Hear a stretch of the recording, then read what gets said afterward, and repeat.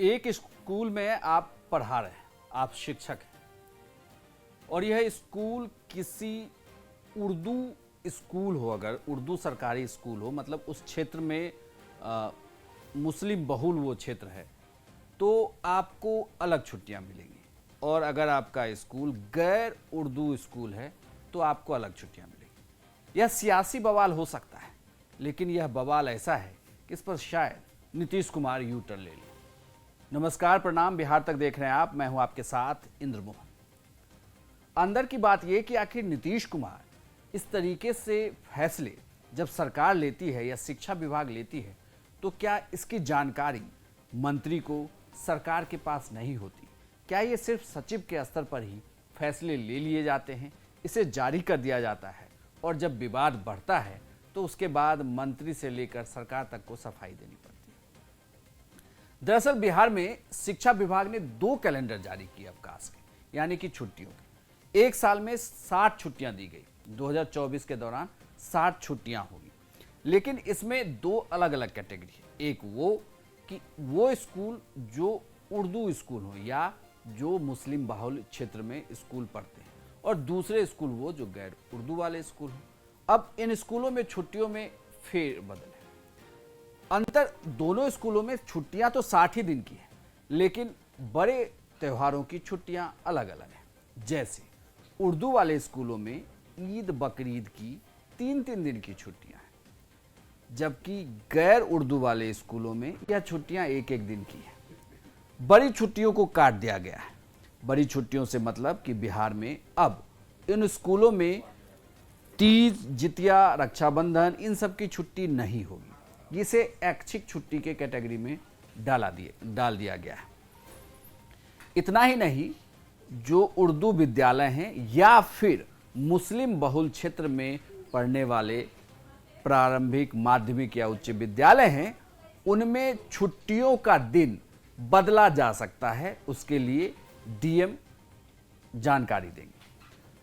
मेरे हाथ में शिक्षा विभाग का वह निर्देश है जिसमें साफ तौर पर छुट्टियों को लेकर लिखा गया है।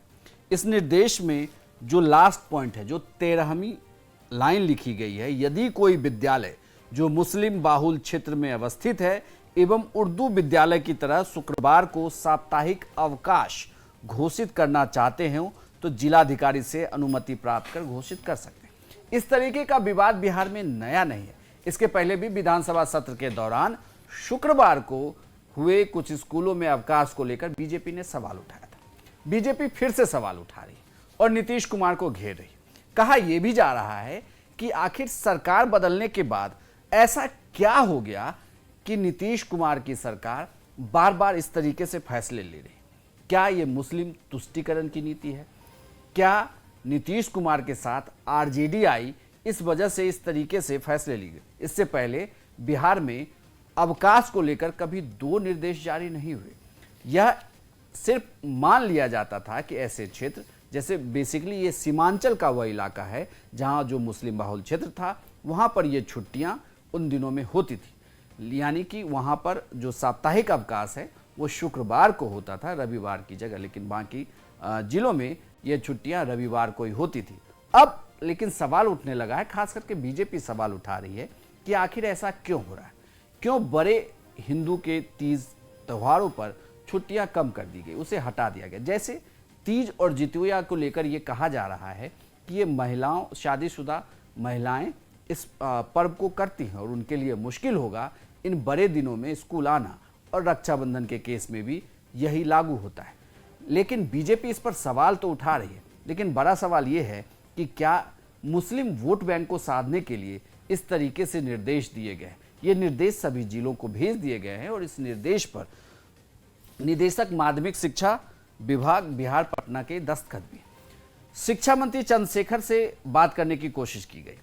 हालांकि उन्होंने एक चैनल को दिए अपने इंटरव्यू में कहा है कि उन्हें इस बात का पता ही नहीं था कि बिहार सरकार, शिक्षा विभाग इस तरीके से फैसले ले रही है। उसने छुट्टी का कोई कैलेंडर जारी किया। अब ये एक और बड़ा विवाद है कि जो शिक्षा मंत्री हैं उन्हें तक ये पता नहीं, तो क्या सरकार ये एडमिनिस्ट्रेशन में बैठे लोग ही चला रहे हैं, वही तय कर रहे हैं कि छुट्टियां कब होगी, कैसे होगी और किन जिलों में कितनी छुट्टियां होंगी। ये एक बड़ा सवाल है। दूसरी बड़ी बात यह है कि जो अवकाश दिए जा रहे हैं, इन अवकाशों को लेकर सिर्फ मुस्लिम बहुल क्षेत्र में दिक्कत नहीं होने वाली, यानी कि गैर उर्दू स्कूलों में भी बड़ी समस्या है, जिसे लेकर ये कहा जा रहा है कि अलग अलग जो बड़े पर्व हैं उनमें छुट्टियों की कटौती से सवाल तो उठता है, इससे दिक्कत तो होगी।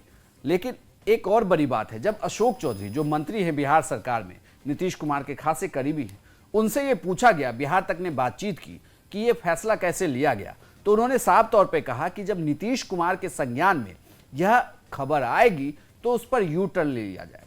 तो क्या ये मान लिया जाए कि नीतीश कुमार एक बार फिर से यू टर्न लेने वाले हैं? नीतीश कुमार की सरकार इस फैसले को पलटने वाली है और बिहार में इससे पहले जैसे होता था, छुट्टियां एक ही होती थी, उसी तरीके से छुट्टी का एक कैलेंडर जारी किया जाएगा या छुट्टियों का कैलेंडर ऐसे ही रहेगा। हालांकि इसे लेकर सोशल मीडिया पर अलग अलग तर्क दिए जा रहे हैं। कुछ लोग इसके पक्ष में हैं, कुछ इसके पक्ष में नहीं है। हालांकि जब आप शिक्षकों से बात करेंगे, हालांकि शिक्षक बिहार में अब कैमरे पर नहीं आते, उनका कहना है कि बिहार में पढ़ाई से ज़्यादा इस तरीके के विवाद होते हैं। हालांकि अगर आप देखें तो बिहार सरकार की फिलहाल काफ़ी वाहवाही हो रही थी शिक्षा के क्षेत्र में, जिस तरीके से उन्होंने शिक्षकों की नियुक्ति की।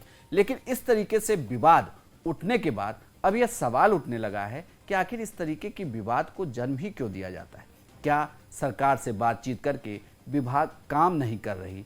क्या विभाग अलग काम कर रही है, शिक्षा विभाग, और सरकार अलग काम कर रही है? क्या इनमें कोऑर्डिनेशन की बड़ी दिक्कत है? यह भी एक बड़ा सवाल है। लेकिन जिस तरीके से मंत्री अशोक चौधरी ने कहा, उससे तो यही लगता है कि आने वाले दिनों में, कल या परसों तक जब भी हो, नीतीश सरकार इस पर यू टर्न ले सकती है और शिक्षा के कैलेंडर को क्योंकि नीतीश कुमार भी नहीं चाहेंगे कि इस तरीके का कोई भी विवाद बिहार में छुट्टियों को लेकर पनपे।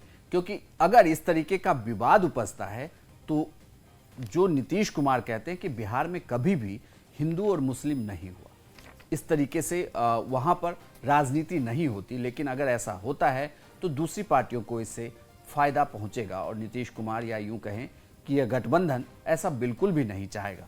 तो ये मान लीजिए कि इससे पहले जिस तरीके से शिक्षा विभाग के कई फैसले पलट दिए गए, फिर से एक फैसला पलटने वाला है। और जो छुट्टियों को लेकर बात कही जा रही है कि क्या नीतीश कुमार इस पर भी यू टर्न लेंगे और इस फैसले को पलट देंगे। आपको यह जानकारी कैसी लगी, हमें कमेंट बॉक्स में लिखकर जरूर बताइएगा। और इस तरह के विश्लेषण की खबरों के लिए आप देखते रहिए सिर्फ बिहार तक।